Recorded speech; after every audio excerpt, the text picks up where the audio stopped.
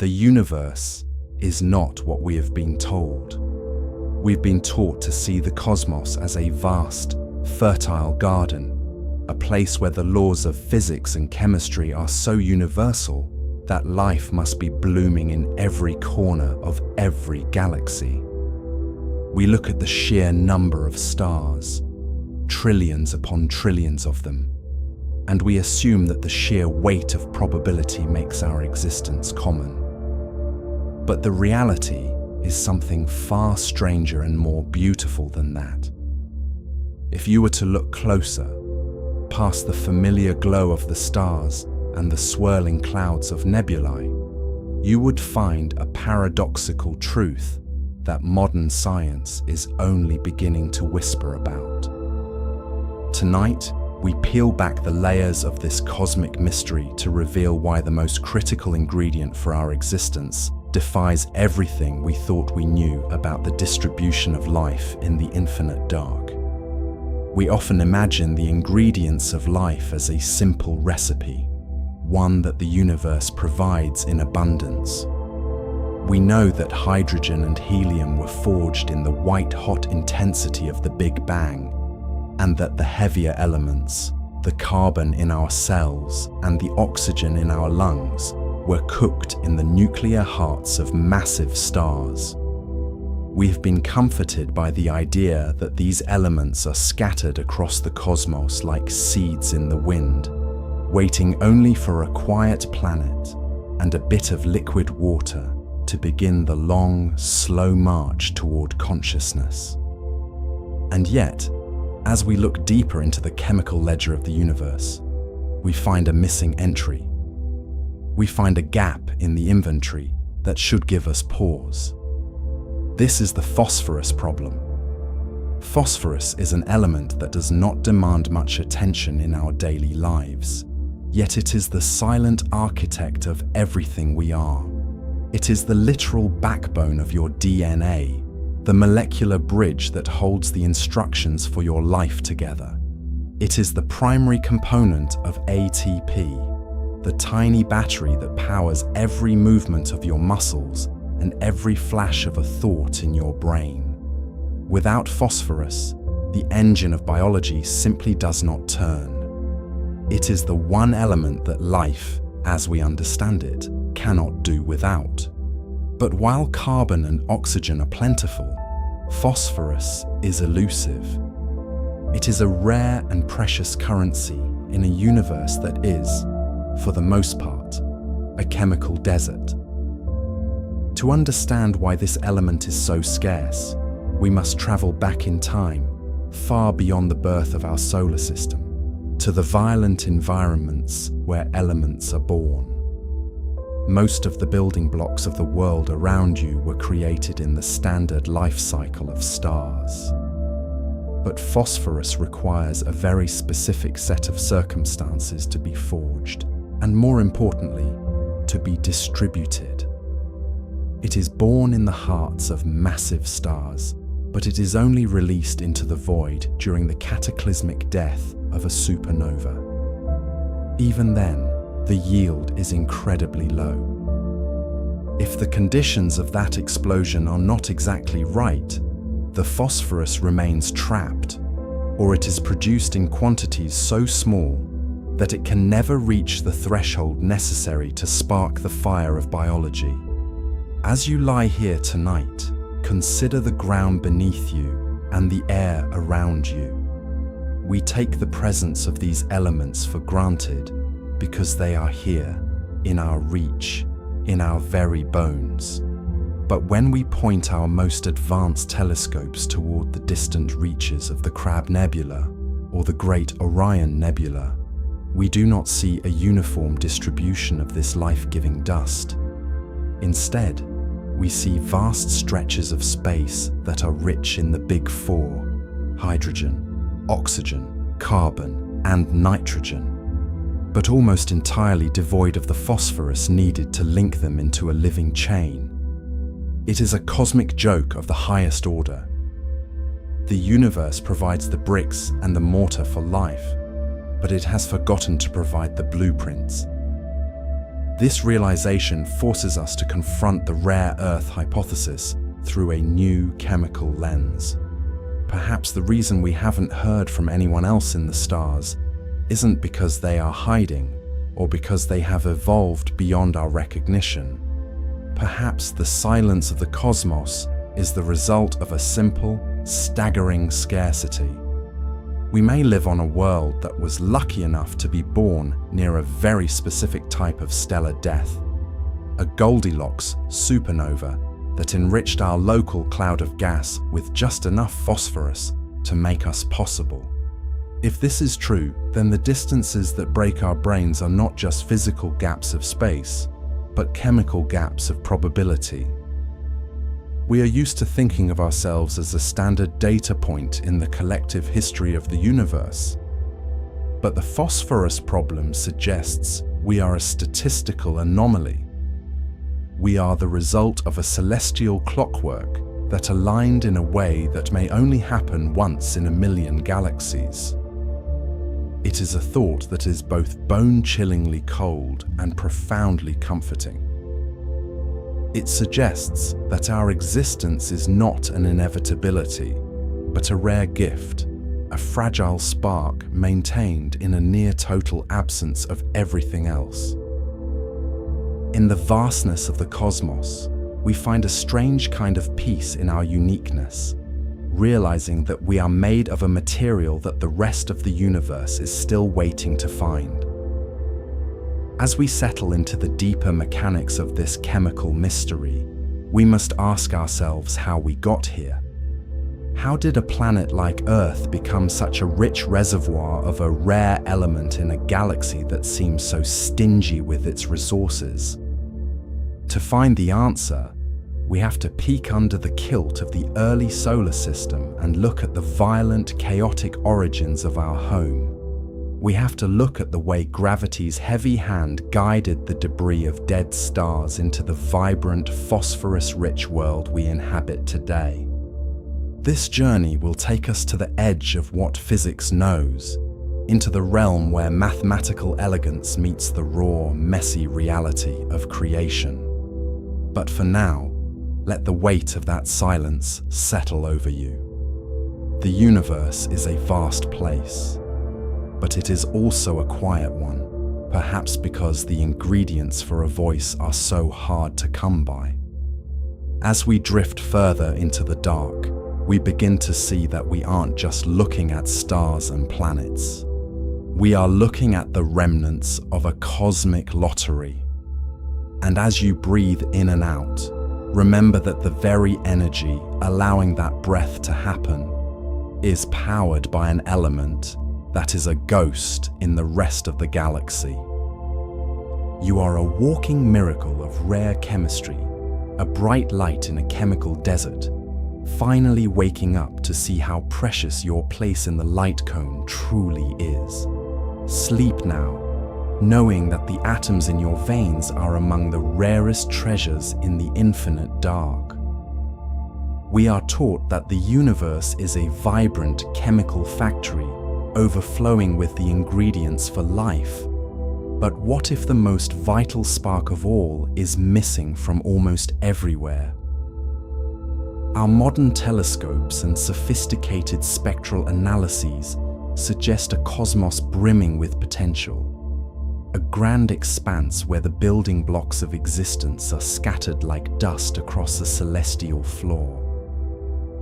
We see the heavy signatures of carbon in distant nebulae and the shimmering presence of water ice on the moons of gas giants. From a distance, the universe looks like a lush, inviting garden. And yet, when we look closer at the specific mechanics of biology, a chilling contradiction begins to emerge.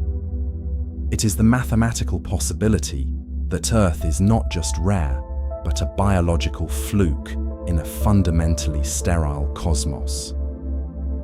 To understand this reality reversal, we have to look past the common elements we hear about in school. We are accustomed to the idea that hydrogen, oxygen, and nitrogen are the primary currencies of the stars. But there is a silent gatekeeper that no one mentions, a specific scarcity of element 15, phosphorus, that functions as the ultimate great filter. Phosphorus is the backbone of your DNA. It is the structural integrity of your cell membranes and the very battery known as ATP that allows your heart to beat and your mind to wander. Without it, the standard model of star formation, while prolific at creating the heat of a sun, often fails to produce enough life-bearing chemicals to actually ignite a biosphere. This brings us to a question that science is only beginning to whisper about in the late hours of the night. Is the phosphorus problem the secret reason we haven't heard from the stars? We have spent decades scanning the radio frequencies of the galaxy, waiting for a signal, a greeting, or even a stray hum from a distant civilization. We assume that if a planet sat in the habitable zone, life would surely follow. But if the soil of the galaxy is chemically depleted, then most of those Goldilocks worlds are likely nothing more than beautiful, empty statues.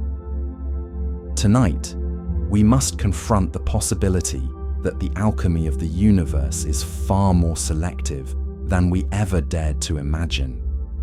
As we peel back the layers of this cosmic mystery, we find that the production of phosphorus requires a very specific, almost violent kind of stellar death. One that doesn't happen nearly as often as the textbooks suggest. We live in a pocket of space that was seeded by a rare and fortunate sequence of events. A stroke of chemical luck that may not have been repeated for millions of light years in any direction. If you feel a strange sense of recognition looking at the moon, perhaps it is because you are realizing that you are a data point in a lonely collective, a rare spark of element 15, trying to understand why the rest of the dark stays so silent.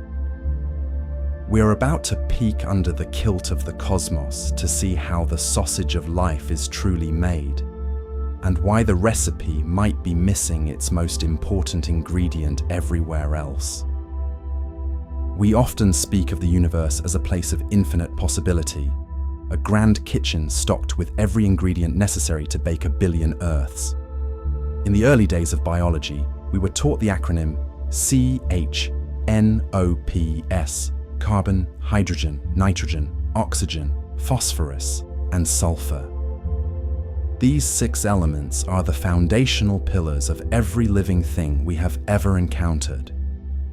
We see them in the distant nebulae and the tails of wandering comets, and it is easy to fall into the trap of believing that because these elements exist throughout the cosmos, life must be equally ubiquitous.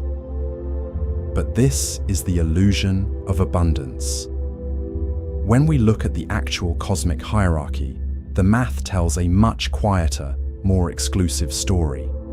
The universe is overwhelmingly composed of hydrogen and helium, the simple, elegant remnants of the first moments of creation. Everything else, the heavy metals, the complex gases, and the biological precursors, is a mere dusting of impurities in a vast hydrogen sea. Among the 6 essential bioelements, phosphorus stands out not for its presence, but for its startling rarity. It is the weakest link in the chain of life. While carbon and oxygen are forged in the steady, rhythmic pulses of common stars, phosphorus is a boutique element, created only in the most extreme and specific stellar environments. In the average interstellar medium, for every atom of phosphorus, you will find millions of atoms of hydrogen.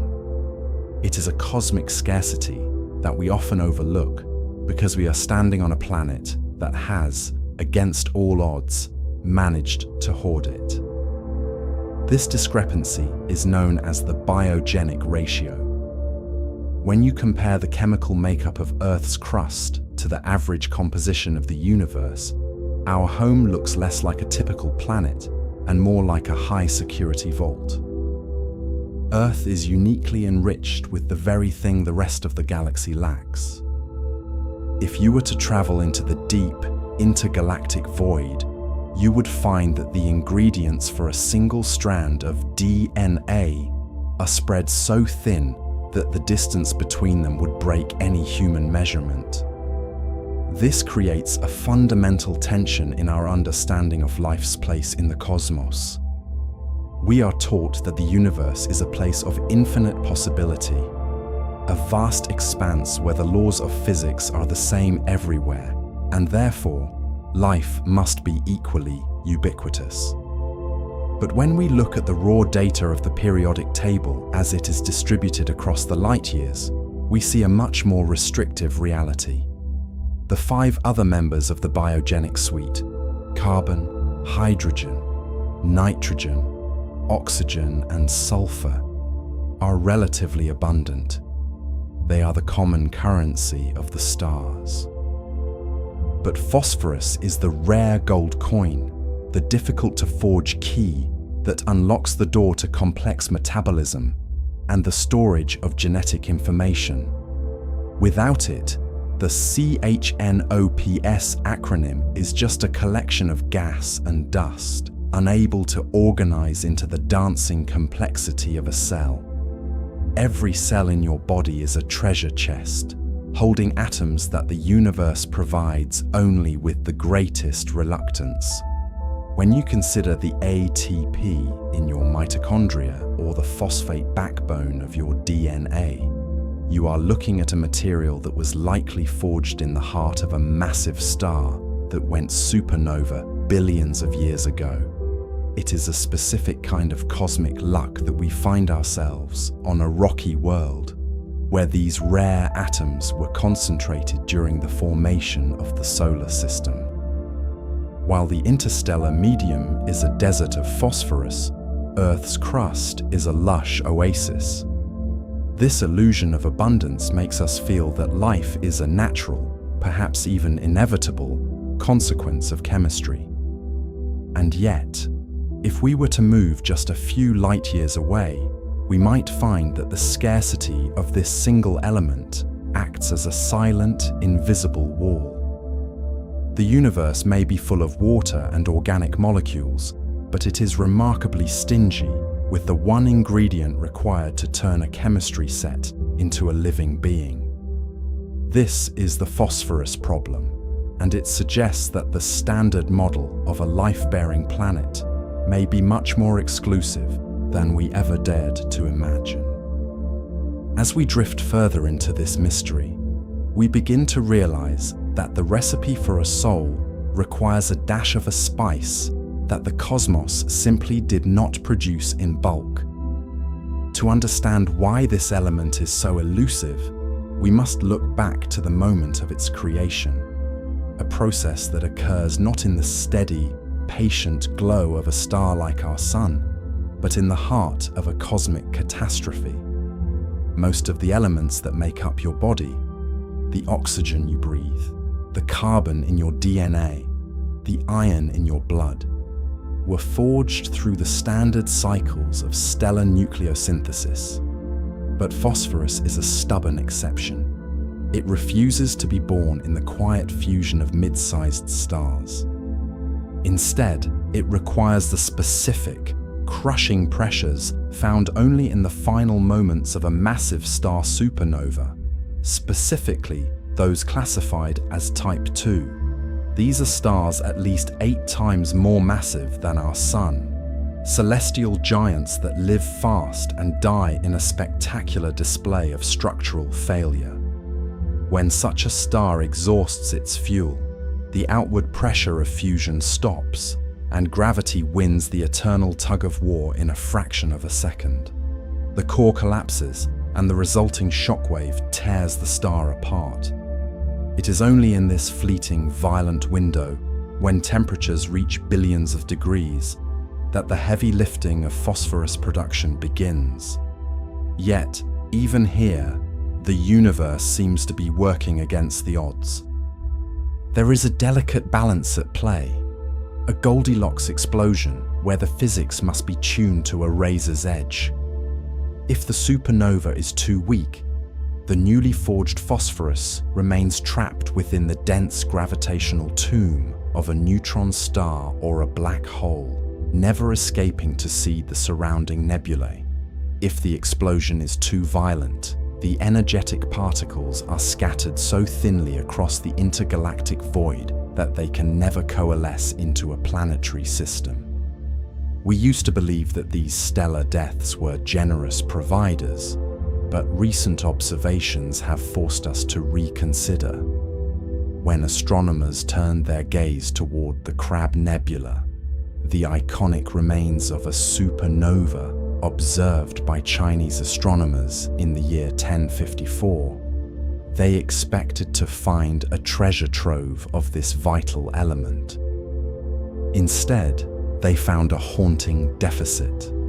The data suggests that phosphorus production in these events is 10 to perhaps 100 times lower than our previous models had predicted. The Crab Nebula is a celestial crime scene where the expected evidence of life's precursor is largely missing. This gap in our understanding suggests that the phosphorus we find on Earth isn't just a standard delivery from the cosmos. It is the result of a rare, high-yield event that happened to occur near the nursery where our solar system was born. We are beginning to see that the distribution of phosphorus is not a smooth, universal mist, but a patchy, inconsistent scattering of luck. In the vastness of the galaxy, there are likely massive phosphorus deserts, regions where stars may have planets and water, but lack the chemical spark to ignite the engine of biology. We are the beneficiaries of a cosmic fluke, standing on a rock enriched by a violent ancestry that the rest of the universe might not share.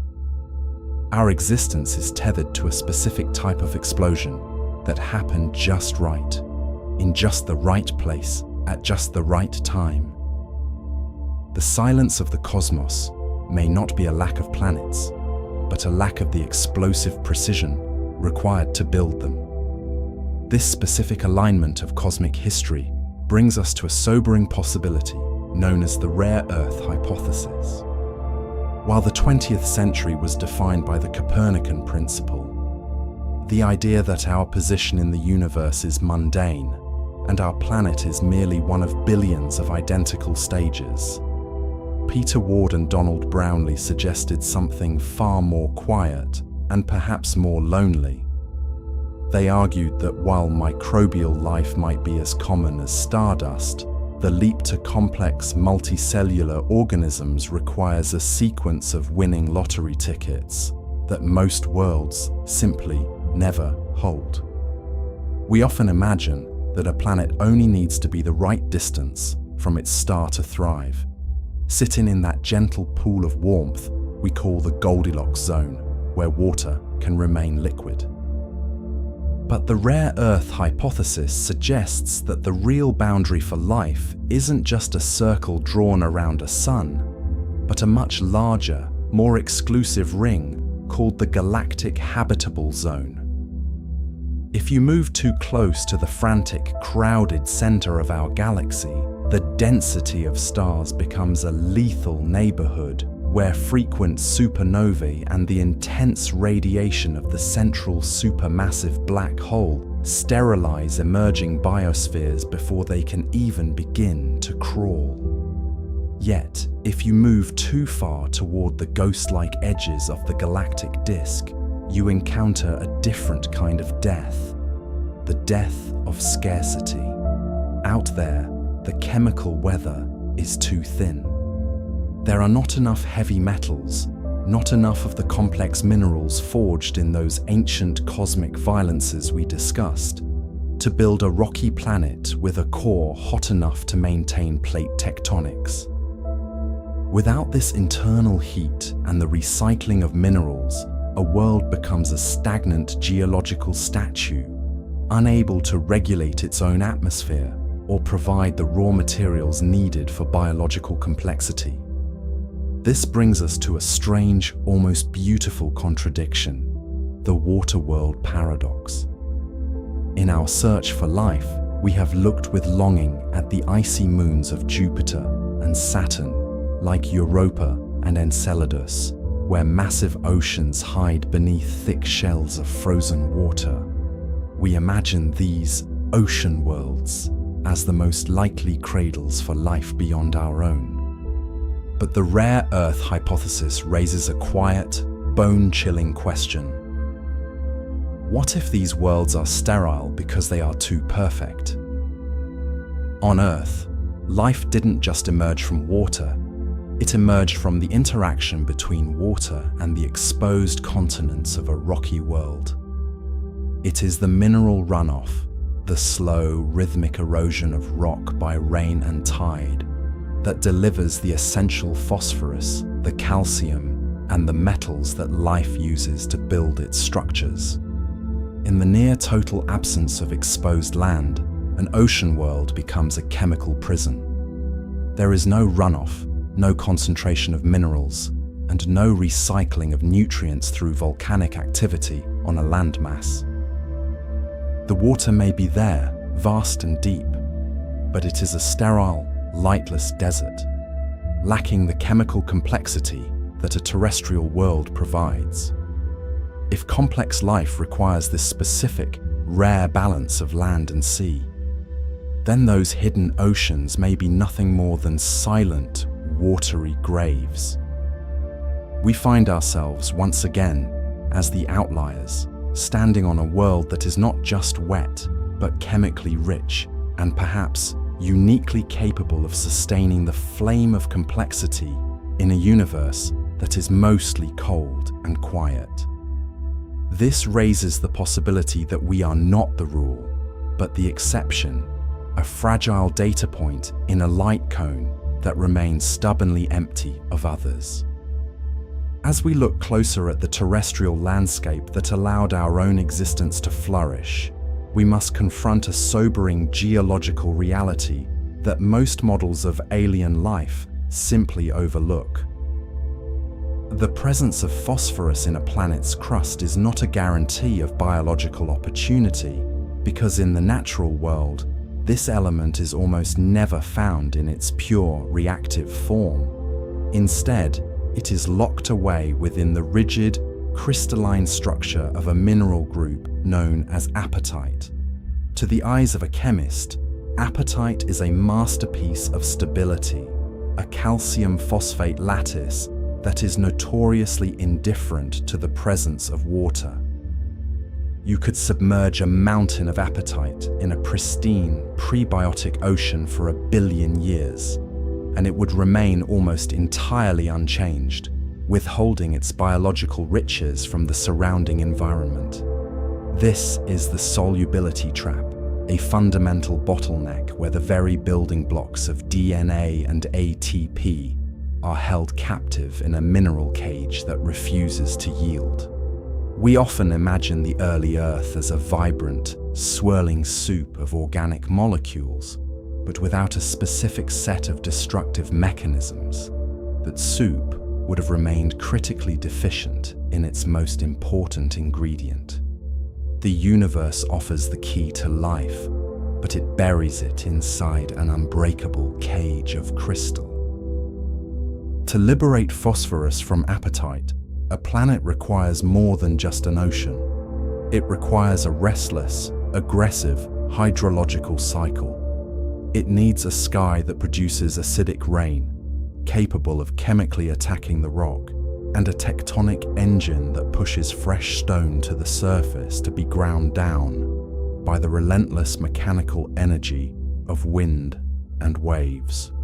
On Earth, the weathering of the continents acts as a slow-motion delivery system, a pioneer process that painstakingly dissolves the insoluble, trickling microscopic amounts of phosphate into the river systems and eventually into the sea. This creates a profound paradox of plenty that may explain the silence of the cosmos.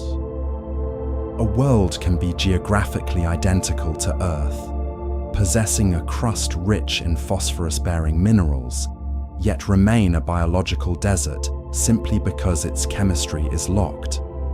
If a planet lacks the specific pH balance in its rainwater, or if it is a water world with no exposed landmasses to undergo erosion, the phosphorus stays in the stone. There is no bridge between the geology and the biology. We are finding that the transition from a rocky sphere to a living one is not a gentle slope, but a steep wall, where the most precious resource is guarded by the sheer stubbornness of mineralogy. When we consider the stupid filter of planetary evolution, the appetite problem stands as one of the most formidable hurdles.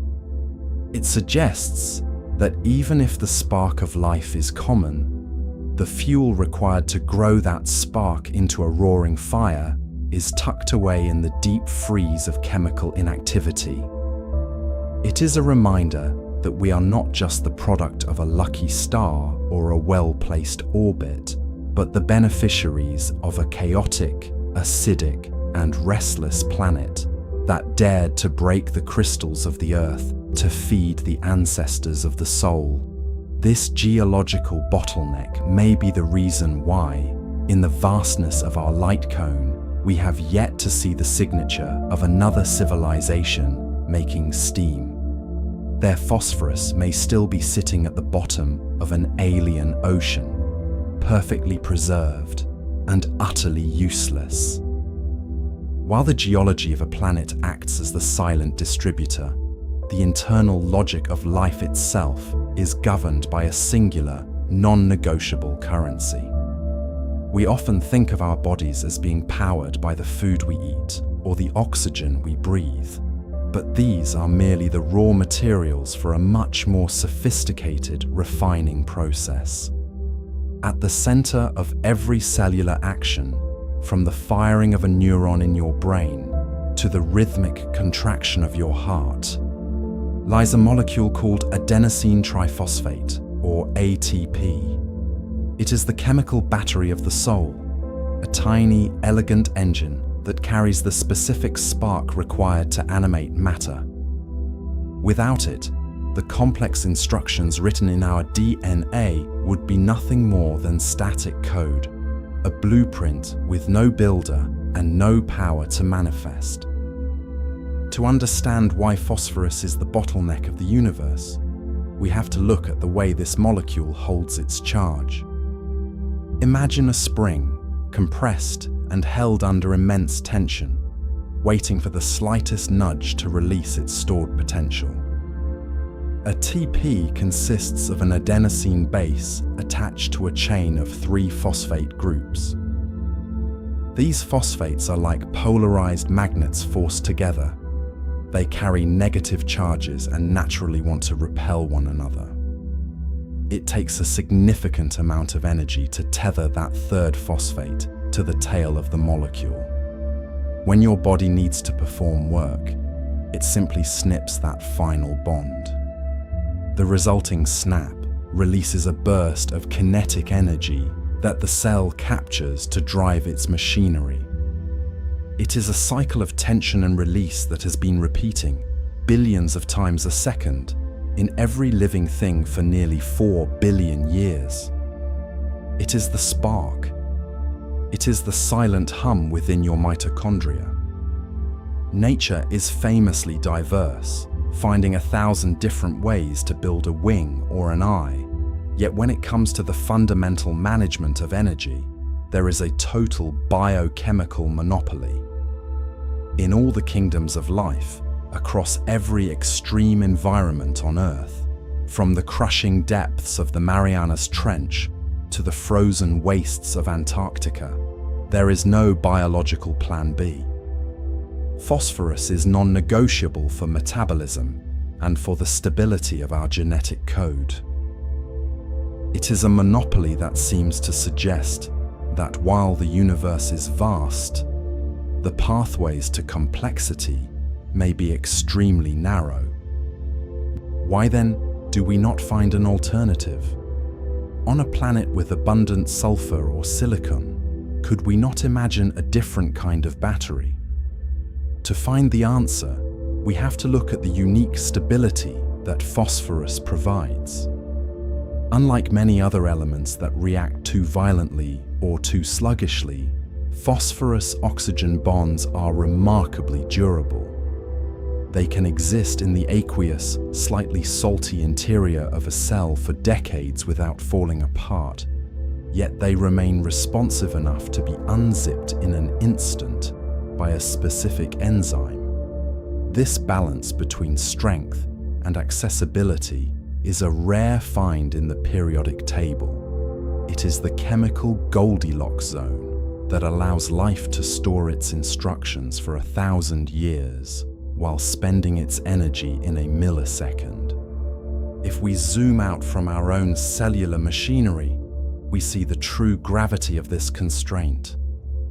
For an alien civilization to even begin the long journey toward intelligence, it would likely need to solve the same energetic problem that we did. They would need a molecule that is stable, energetic, and capable of being recycled within a closed loop. If the phosphorus on their homeworld is locked away in the mantle or lost to the deep sea, the fires of their evolution would never have the fuel to ignite. They may have the water and the light, but without the battery of the soul, they would be a world of statues, a frozen potential that can never wake up. The phosphorus problem is not just a geological hurdle, it is a fundamental limit on the speed and the reach of life itself. We are the survivors of a cosmic lottery, and the evidence of our luck is written in every breath we take. This geological stalemate, this phosphorus bottleneck, seems at first glance to be an insurmountable wall for a young planet. Yet we are here, breathing and thinking, which suggests that the wall was somehow breached. The solution to this mystery did not emerge from the slow, grinding cycles of Earth's own crust, but rather from the chaotic depths of the early solar system. To understand how we moved past the limitations of terrestrial appetite, we must look upward to the era of the late heavy bombardment, a time when the sky was not a silent canopy, but a source of violent, life-giving transformation. During this turbulent epoch, billions of tons of extraterrestrial material rained down upon the cooling surface of our world, and hidden within those celestial rocks was a mineral that Earth simply could not produce on its own in significant quantities. This is schreibersite. It is a rare iron-nickel phosphide, a substance that feels alien to our modern, oxygen-rich world because it is chemically reduced, meaning it formed in environments stripped of oxygen, like the blazing hearts of protoplanetary disks. While the phosphorus trapped in Earth's native apatite was locked away in a chemical fortress, the phosphorus within schreibersite was primed for a reaction. When a meteorite carrying schreibersite struck the early Earth and landed in its primitive acidic lagoons, something extraordinary happened. Unlike the stubborn apatite, schreibersite is remarkably soluble in water. As it corrodes in the damp environment of a warm pond or a tidal pool, it releases its phosphorus not as a locked stone, but as reactive ions. Scientists like Matthew Pasek and Dante Loretta have pioneered models showing that this specific mineral acts as a bridge between the inorganic world and the first whispers of biology.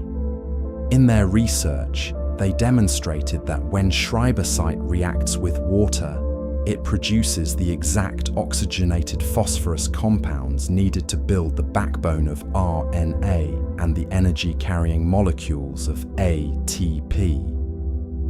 It is a profound irony of our history that the very events we associate with extinction and planetary trauma, the thunderous impacts that cracked the Earth's crust, were actually the primary delivery mechanism for the ingredients of life. We often imagine the Hadean Earth as a hellish landscape of fire and brimstone, but through the lens of prebiotic chemistry, we see a world being fertilized from the stars. Each impact was a cosmic seed, scattering reactive phosphorus into the water, creating localized pockets of high-energy chemistry where the battery of the soul could finally be assembled. We find ourselves staring at a reality where the planet provided the stage, but the actors arrive from the dark. Our origin was not written in the dust of our own world, but in the fire of falling stars. This extraterrestrial delivery explains why life appeared so rapidly once the Earth cooled. We weren't waiting for the slow evolution of geology to unlock the phosphorus. We were waiting for the sky to fall.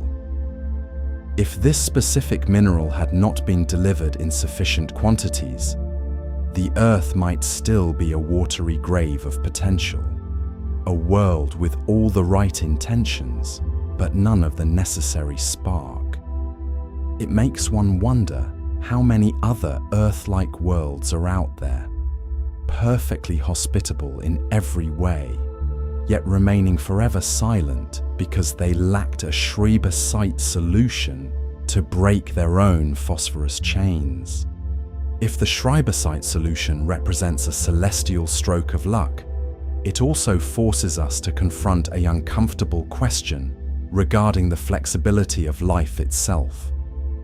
We often like to imagine that nature is infinitely adaptable, a cosmic shapeshifter that can pivot to whatever materials are at hand in the local environment. In the late months of 2010, the scientific community believed it had finally found evidence for this very kind of biological rebellion. Deep within the saline, alkaline waters of Mono Lake in California, researchers announced the discovery of a bacterium known as GFAJ1. This organism, they claimed, had done the impossible. It appeared to have swapped out the essential phosphorus in its DNA for arsenic, a toxic element that sits directly below phosphorus on the periodic table. For a moment, the phosphorus problem seemed to vanish, replaced by the exciting prospect of a shadow biosphere where the fundamental rules of biochemistry were merely suggestions. But as the initial excitement cooled and the data underwent the rigorous scrutiny of the global collective, the arsenic myth began to dissolve. It turns out that while GFAJ1 is incredibly hardy, able to tolerate levels of arsenic that would be lethal to almost anything else, it was not actually building its house out of the poison. It was simply a master of scavenging, pulling every last microscopic grain of phosphorus from its environment with a desperate, localized efficiency. When forced to grow in a truly phosphorus-free environment, the bacteria simply stopped. The dream of an arsenic-based alternative to life as we know it wasn't just a misinterpretation of data, it was a confrontation with the rigid, uncompromising laws of chemical mimicry.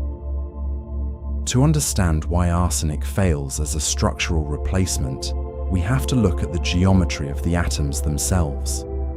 Arsenic, element 33, is a chemical doppelganger for phosphorus, element 15. Because they share the same column on the periodic table, they possess nearly identical valence shells, meaning they attempt to bond with other atoms in much the same way. This is precisely why arsenic is so deadly to us. It is a master of disguise that slips into our cellular machinery, tricking our enzymes into accepting it as if it were the phosphorus they crave. But once inside the delicate architecture of a DNA strand or an ATP molecule, the disguise falls away. Arsenic is slightly larger, and its bonds are significantly weaker than those of its lighter cousin. Specifically, the esters formed by arsenic are plagued by hydrolytic instability.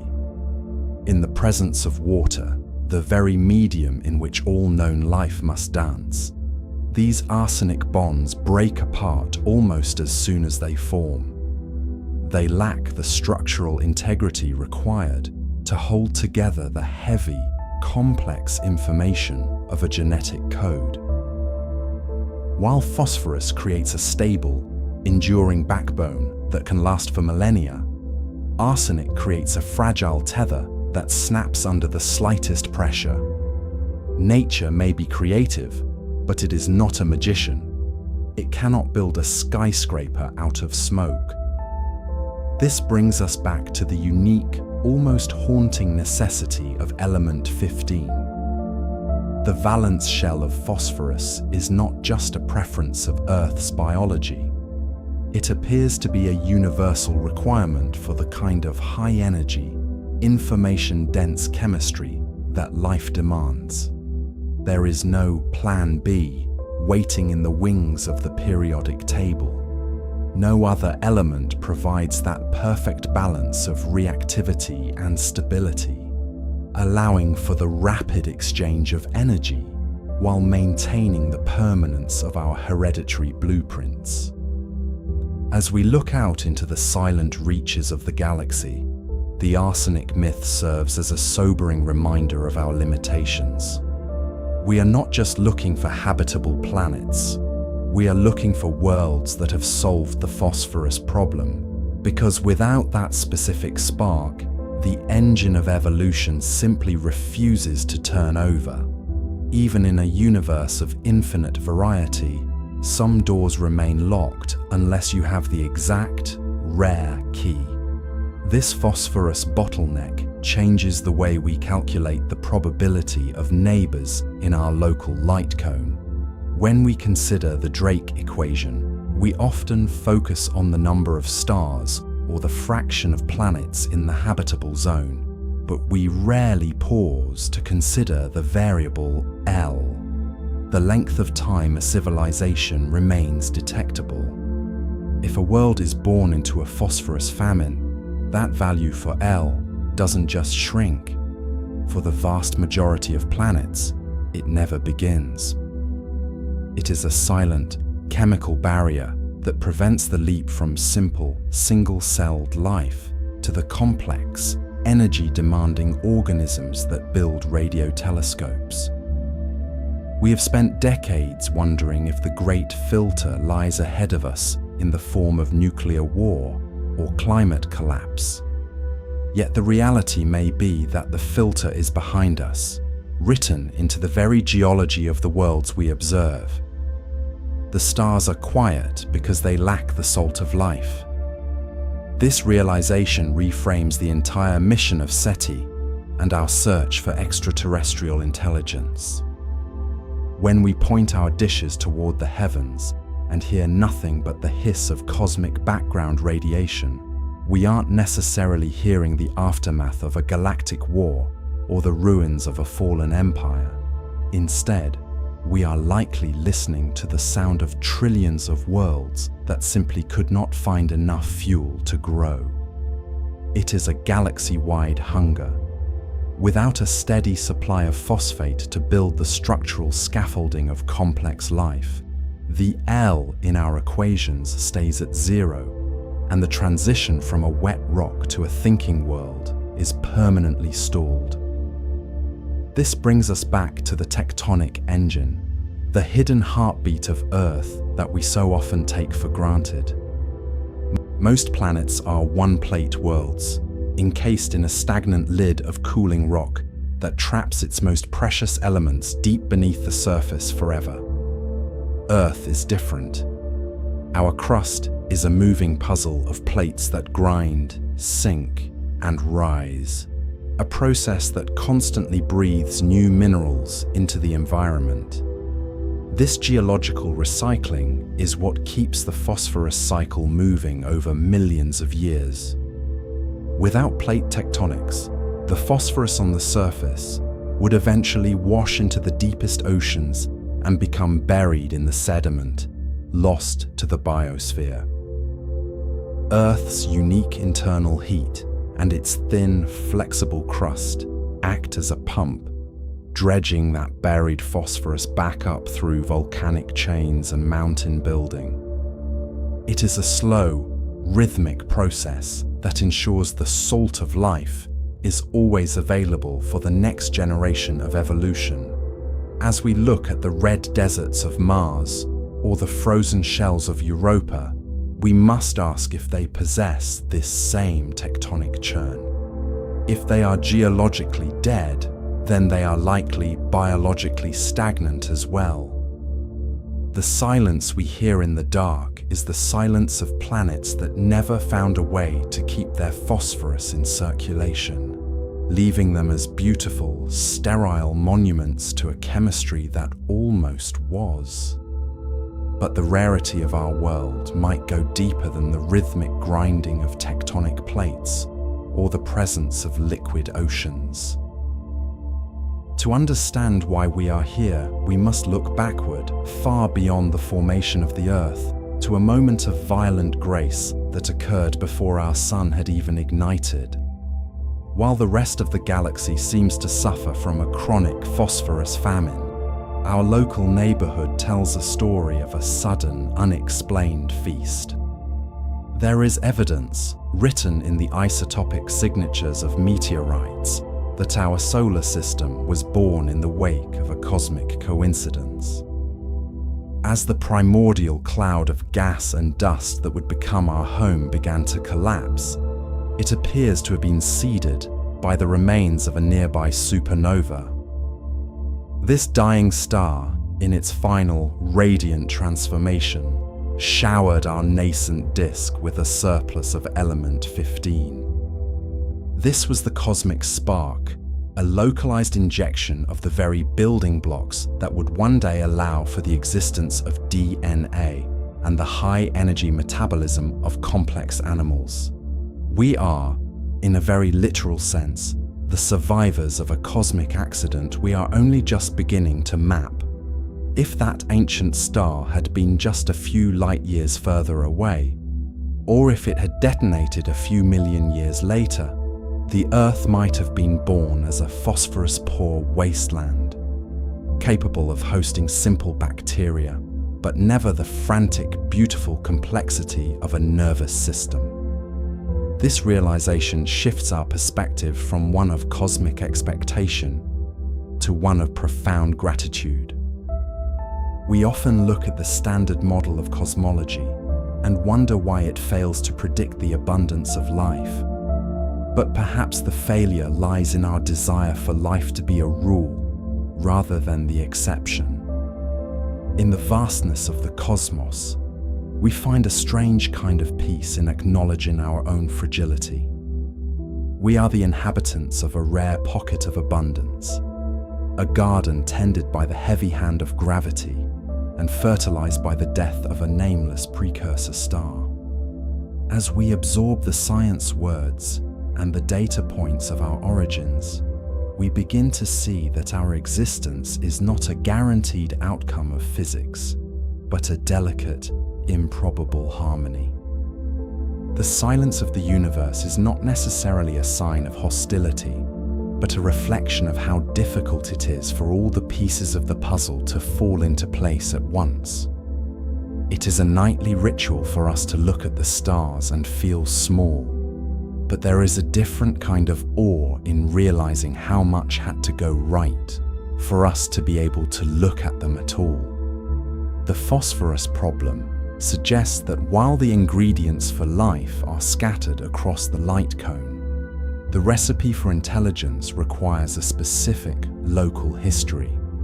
We live on a world where the cycle of life is powered by an ancient celestial gift, a surplus of energy that allows us to dream, to build, and to wonder. As we drift deeper into the realization of our own rarity, the weight of the great filter begins to feel less like a threat and more like a quiet truth. If If we are indeed the first to wake up in this corner of the galaxy, it is because we are standing on a foundation laid by a supernova that happened at exactly the right time. This is the anthropic miracle, the idea that the universe we observe must be one capable of producing observers, even if those observers are a statistical anomaly. We are the data point that shouldn't be here, yet here we are, wrapped in the atmosphere of a lucky planet, protected by the magnetic shield of a lucky star. Take a moment to feel the weight of your own breath, a process made possible by atoms forged in a furnace that died so you could live. In the near total absence of everything else, this realization is the ultimate heat sink for our existential anxieties. We have already won the greatest lottery in the history of time. While the distant galaxies continue their slow-motion car crash into the future, we remain here, safe in the glow of a miracle we are only just starting to name.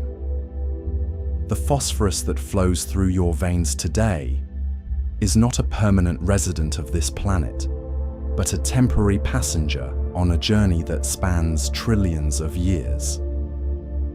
While we often think of life as a fragile, fleeting flicker, the elements that compose it are remarkably resilient, settling into a cycle of recycling that will continue long after the sun has expanded into a red giant and faded into a white dwarf. This is the long view of our existence, a perspective that stretches beyond the biological and into the geological and eventually the galactic. On Earth, phosphorus is trapped in a closed loop, moving from the lithosphere into the soil, through the bodies of living things, and back into the deep sediments of the ocean floor to await the slow, grinding tectonic shifts that will one day lift it back to the surface. But on a cosmic scale, the recycling of this rare element is the heartbeat of the universe's potential for complexity.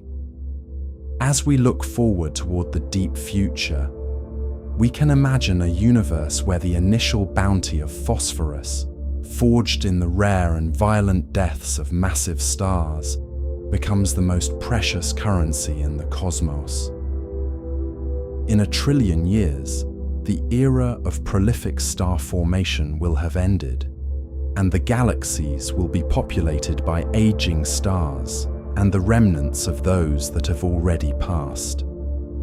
In this distant epoch, the phosphorus that was once scattered across the void will be concentrated in the cooling husks of planetary systems and the interstellar dust clouds that refuse to settle.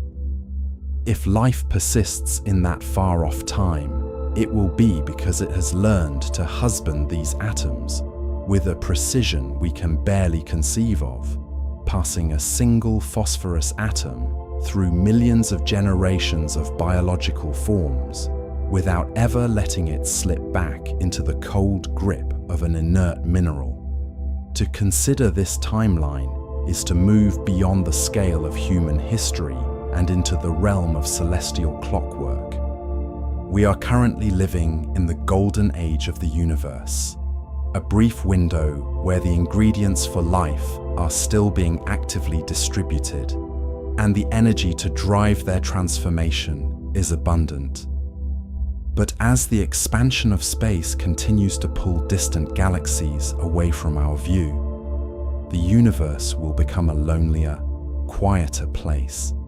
The phosphorus that makes up your DNA is part of a finite supply, a set of building blocks that were delivered to this corner of the space-time fabric by the serendipitous arrival of chondritic meteorites and the cooling of a primordial crust.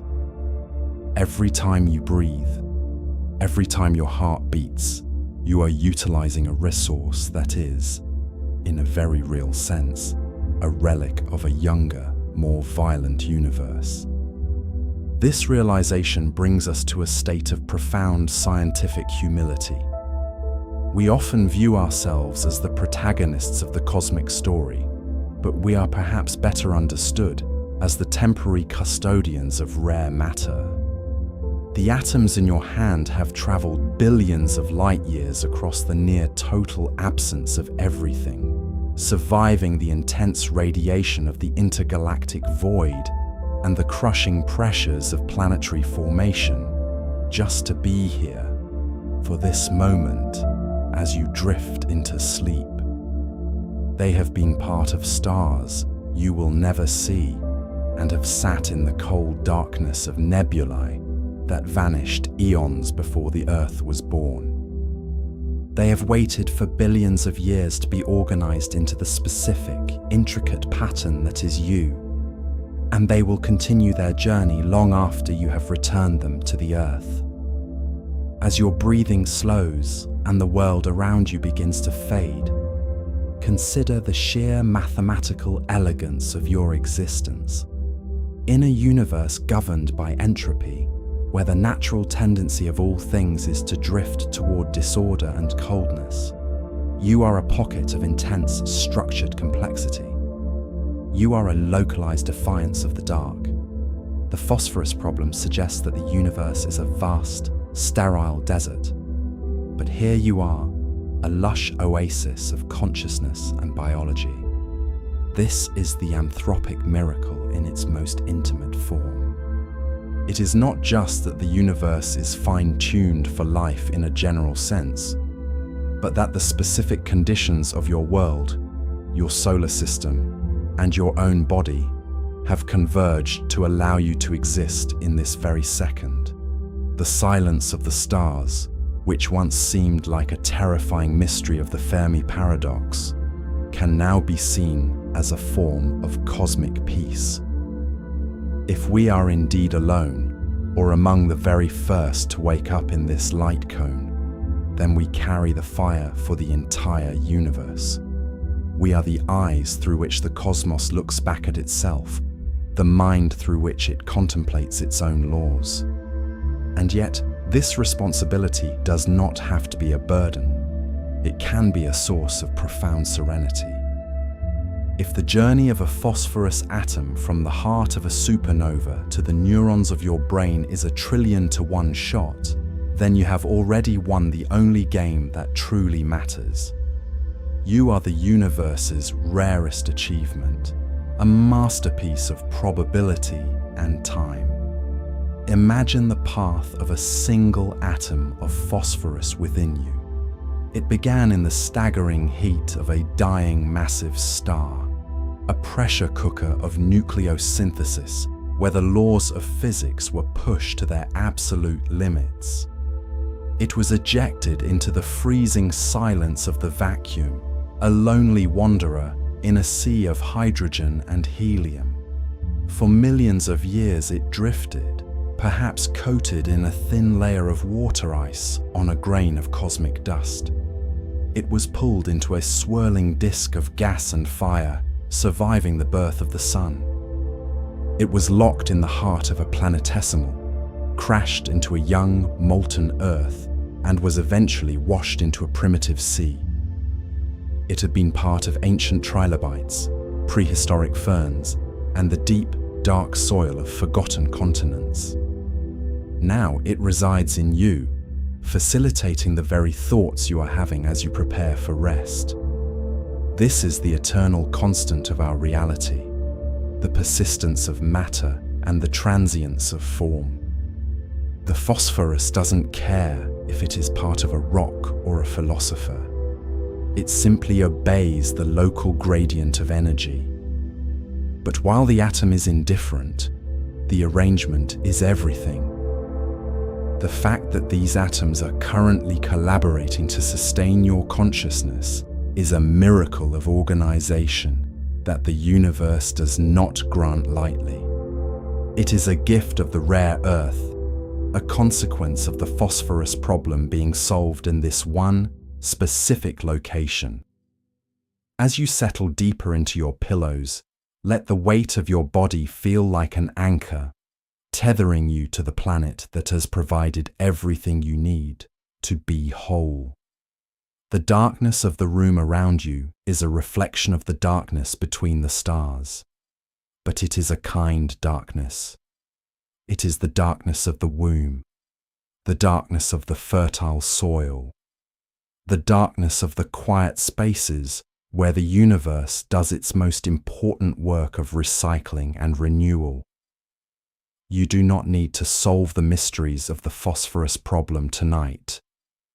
You do not need to worry about the heat death of the universe or the silence of the SETI arrays. Those are scales of time and space that your atoms have already navigated successfully. Your only task now is to surrender to the rhythm of the night, to let the cognitive cradle of these insights rock you into a state of total receptivity.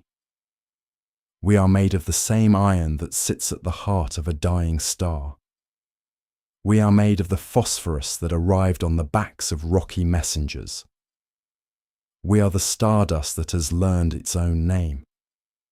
In the vastness of the cosmos, we find a strange kind of peace because we realize that we are not separate from the universe, but an inextricable part of its flowing, changing fabric. The distance that breaks our brains is also the distance that connects us to every other point in history. You are a data point in the collective, a single, beautiful observation in a grand experiment that has been running for 13.8 billion years. The trillion-year projection of the universe is a story of fading light,